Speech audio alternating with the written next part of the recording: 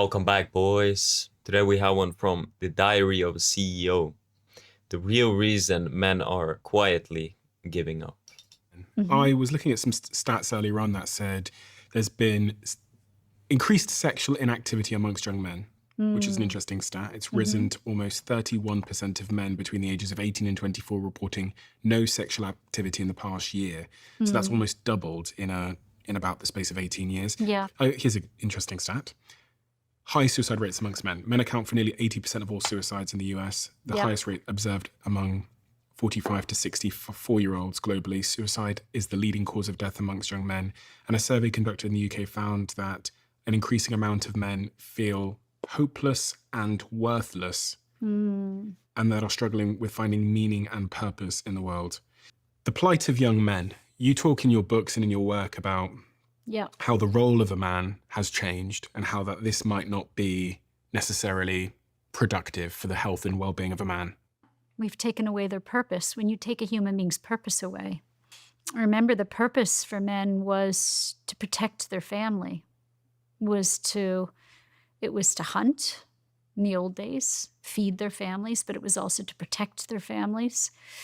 It was to provide for their families.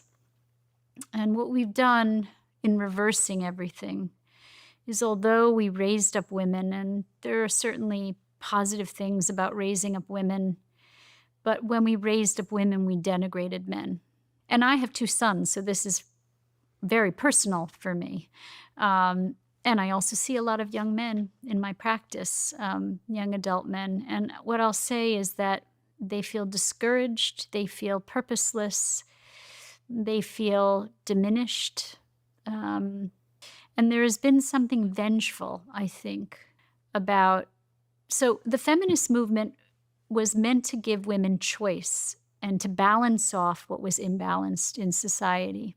But there's something vengeful about it. I think at moments I feel like there's something vengeful about the modern feminist movement, which is, let's get them, let's diminish them, let's take over, let's push them out, let's beat them up, let's show them who's, something really vengeful. So so for me, the feminist movement was meant to create balance. It wasn't meant to set into play this other kind of imbalance. And more than, I think, 60% of universities are women now, as well as graduate schools. And so that means, and the studies show that men will marry at their educational level or below. Women will only marry at their educational level or above. And by diminishing men so much in terms of our education and professions, we've basically taken men's purpose away. They feel purposeless. And the other thing is, and I'm going to say, when men stay home to nurture their children, now remember, as mammals, we have defined roles. That is not instinctual for men to stay home and nurture their young. It's a reverse of something. The issue there is that there's an inverse relationship between oxytocin and testosterone. The higher the oxytocin, guess what? The lower the testosterone. Yes. So if we're staying at home bonding, then there's our a testosterone reason for drops. that. So mammals, when they are nurturing their young, they don't want somebody mating with them. Go away, right? So the idea is that when a female nurtures, she doesn't want to have sex. She doesn't want to, right? So the investment in nurturing pushes away the investment in mating. And this is why I've read so many stats around men's testosterone dropping when they become fathers. I couldn't believe that was true when I read it. It's true. There was some studies to talk about how women's testosterone goes up. Women have testosterone. When they're out in the work world fighting like men, that their testosterone goes up. And men's testosterone, when they stay home, goes down. Now, what that's doing for sex lives, there's some research about, that is the next wave, which is, what does it do to sex lives? Because men have to perform. They have to get it up, to be crude. Tell me about it. And so if your testosterone is low, you're not going to get it up, right? Which is why there's all this Viagra and these patches and supplements and, because It's not instinctually normal for husbands to stay home and nurture their children. And that's the inconvenient truth. How that affects men's and women's sex life when women come home from their banking jobs and their law jobs, do their husbands not want to have sex with them? And, is that breaking up? So this is all I think this is the next wave of, we've reversed things societally so fast. And then we hope that our evolutionary bodily responses are just going to catch up in merely a century. And it just doesn't, evolution doesn't work like that. It takes hundreds, if not thousands of years to change our bodily evolutionary responses, right? Our instinctual responses. So this is, it's problematic. And also when men's testosterone goes down, they get depressed. So they don't perform sexually well, they get depressed, they feel purposeless. They can't do what they're instinctually supposed to do, which is provide, protect, hunt. We talk about DEI. I mean, why aren't we talking about DEI when it comes to men and women? Why aren't we talking about balancing the scales, giving men purpose again? And honestly, we should be talking about what happens to men when they actually do stay home and nurture their young. Is there stats to support the idea that if you're at home raising your kids as a man, you struggle in the bedroom? So there was some research I know that was going on about that, how it affects sex drive. But when your testosterone goes down, it does affect sex drive. Mm. We're just not talking about it. So I have anecdotal patients. I have a patient whose wife was a hardcore woman in finance. And, he lost interest in her. He had to go out of the marriage and have affairs with women who were more feminine, who were more, so he could feel as if he could play that masculine role. He couldn't do that in his marriage. And so are we going to see kind of a shift in society as a result of this? We're already seeing it. I mean, the other thing that we're doing is to young boys. Let's talk about what we're doing to young boys. This starts very young. We basically educate young boys in a way that really favors girls.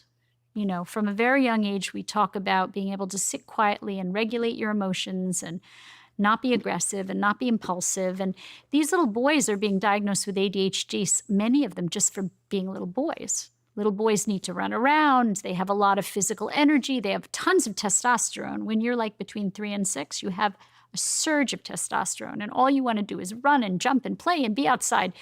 And what we're doing, we're putting them in school, making them sit in circle time. So we marginalize them, we label them, we say they have a problem, we say that they have ADHD, they have behavioral problems. And in many of them, the stress that I talked about is the stress of making little boys be more like little girls. And that's where it starts. And so then they go into childhood, and again, the educational system favors the way girls learn, not the way boys learn. How do boys learn? Boys have attention spans for very short periods of time, and then they need lots of physical activity. So ideally, if you go to and look at the boys' schools, what do? They run the boys like running the dogs in the park. They sit for 45 minutes or half an hour, but then the boys get time off to run around. And then they'll sit another half an hour and then they'll run around. I mean, they have like 4 recess periods a day. And so that's really better for boys.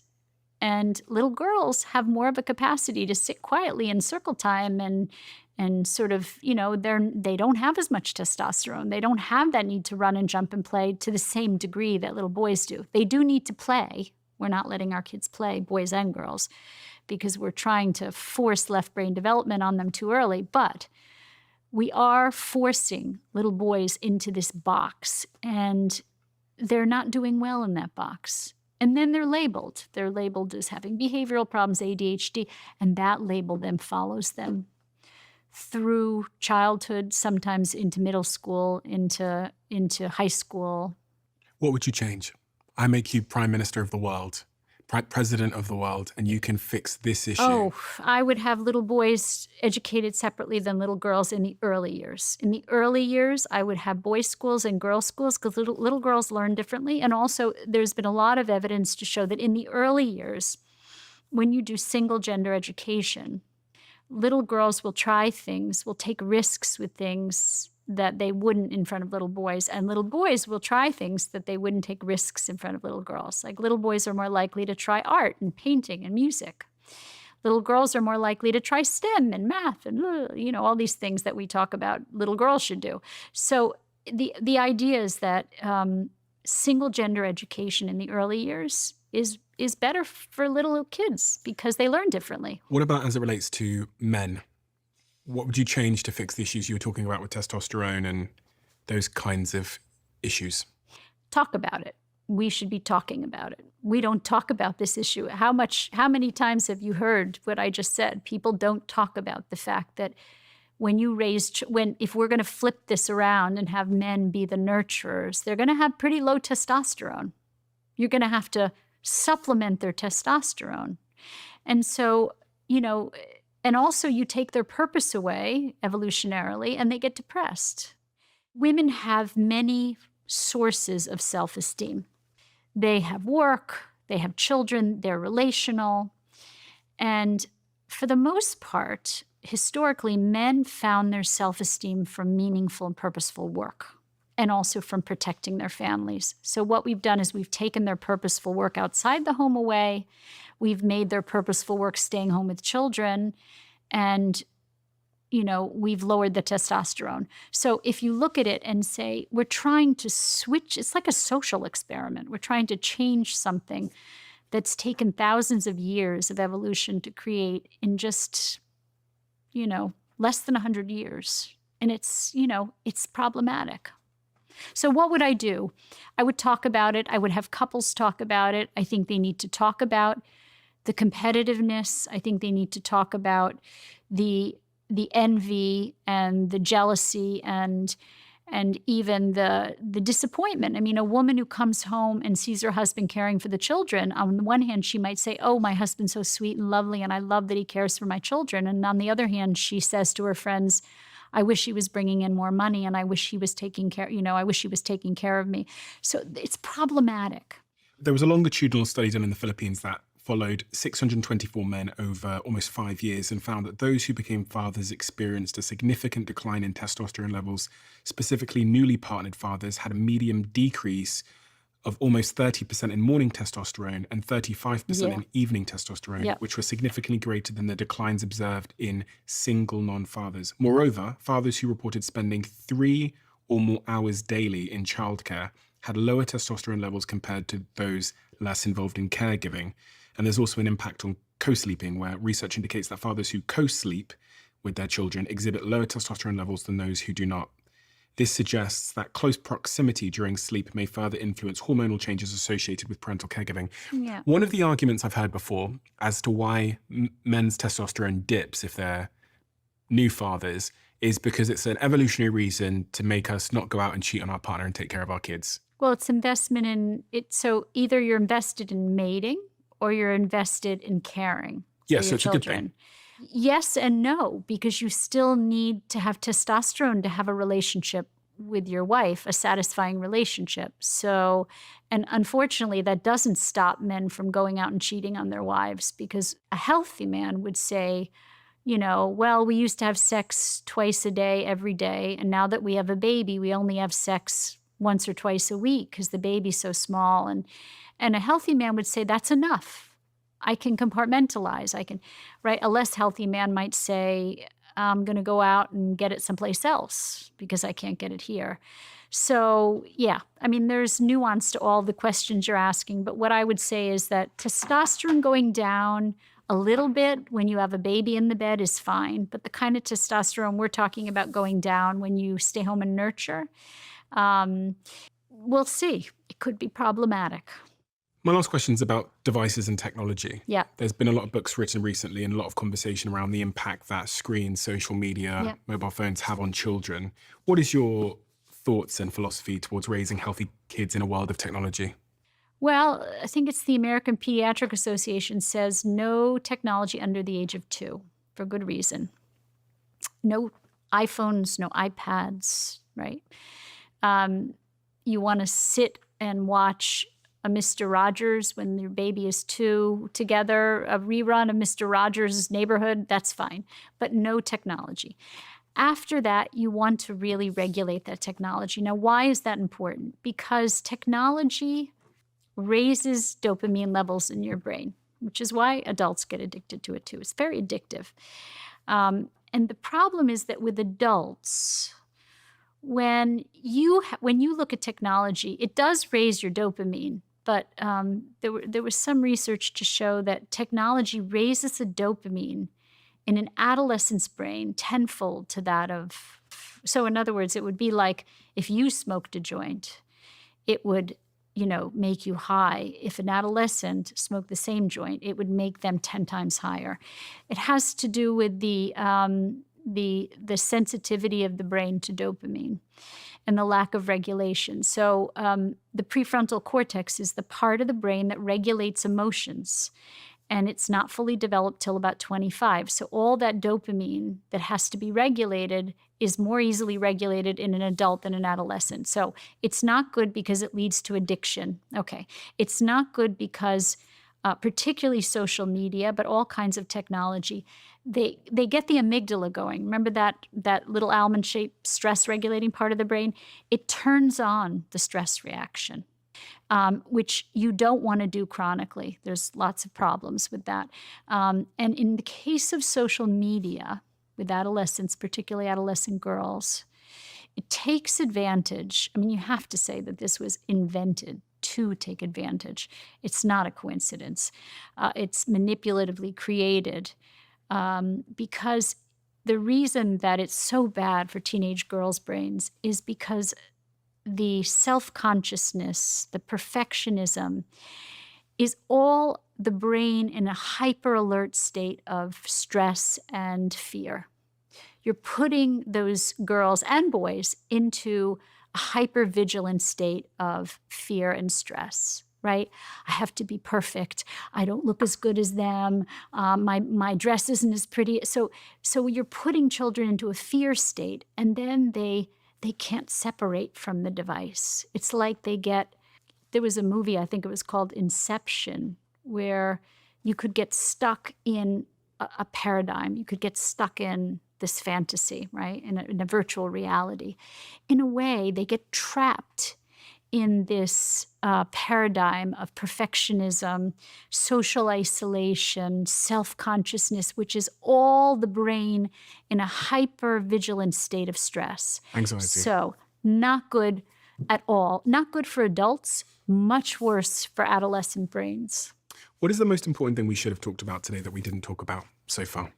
I think we talked about a lot, but I think what I would say is that presence is just so critical to children, and there's no replacement. This idea that we have as a society that caregiving of children is something that can be generically assigned to others, that you can delegate other things to others, delegate your accounting, delegate your laundry, delegate your cooking. If you're a CEO, delegate everything you can. Spend time with your children. Your relationship with them, their mental health depends upon it. And that's not something we say. We say, work, work, work, work, make more money, everybody work, work, work, work, and your children will be just fine. Well, clearly, our children are not just fine. What do I do as an employer? I employ lots of people, and I'm thinking, shit, do I need to give people 3 years off when they have a kid? Is that the... Well, in my opinion, give them as much time off as you possibly can. Men and women? Men and women, whoever is the primary attachment figure. I would say whoever's going to really be responsible for caring for that child. But then give them options. Give them choices of how to work in the years that their children are very young. Give them options to work part-time or to share a job or to work from home half of the week so they don't have to leave their child and still they can work. give them choices and options that allow them for some flexibility and control. If you know that an employee has young children, accept the fact that, they may need to leave early and not stay as late as other people who don't have children. And that's going to make the people who don't have children angry. And you know what? Because that's what those children need. Life isn't fair. It's not always fair. And if you want to have a child, you too could have that. But the idea of exact parity, tough, because that's what society needs. It needs healthy children. If you're going to have a child and you need to leave every day at 4, so you're home for your children. So flexibility, control, options, as much time off in the beginning as possible. If you love the Diary of a CEO brand and you watch this channel, please do me a huge favor. Become part of the... I was married 16 years to a professional woman and had 3 kids. Although I was primary breadwinner, my wife worked evenings and nights, so I worked all day and then came home and took care of the kids, cooked, cleaned, and got them ready for bed, and co-slept. After 16 years of this, one day my wife says, I'm a great father and husband, but she's not attracted to me anymore and wants a divorce. 9 months later, we divorced and she rakes majority custody and I'm out on my butt with nothing, starting over from scratch. Now I'm rebuilding myself and feeling better than I ever have. Based purely on my personal experience, I completely agree with this interview. Kids change everything with both men and women and relationships. Both mom and dad have to change, give and make compromises for the good of the family. Being a father and being a full-time child caregiver are 2 very different things. I think she makes a lot of excellent points. Men and women are different and have different needs. Talking to a woman about men's issues is like talking to the fish instead of the fisherman. Yeah, it was oftentimes when women speak on men's issues, they try to like appeal and stuff, and almost like, oh look, I'm a traditional feminine woman and I understand your pain and whatever the fuck, but they're low-key covert like feminists, like they're just covert. And if you listen to them long enough, to them speak, that is, that like mask slip, the mask like slips off, and they're like, but it's the men though. So yeah, but this is like a big platform, and yeah, the main reason men are giving is women.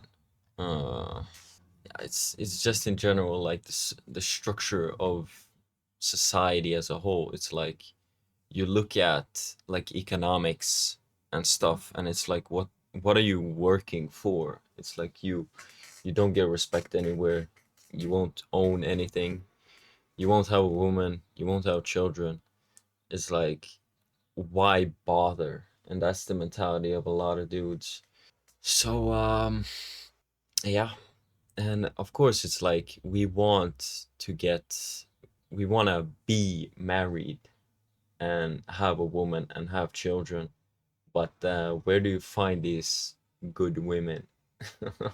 They're overseas, because the thing is, in today's, like in Western like society, like culture, that is, it's both men and women aren't raised to be good, um like traditional, if that makes sense. It's like women can go out and do whatever the fuck they want, and they're held to no standard or um like frame, if that makes sense.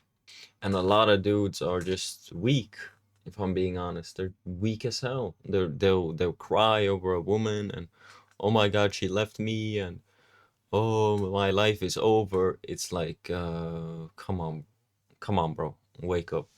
Anyway, boys, I hope you guys enjoyed this one. I catch you boys on the next one. Take care of yourself.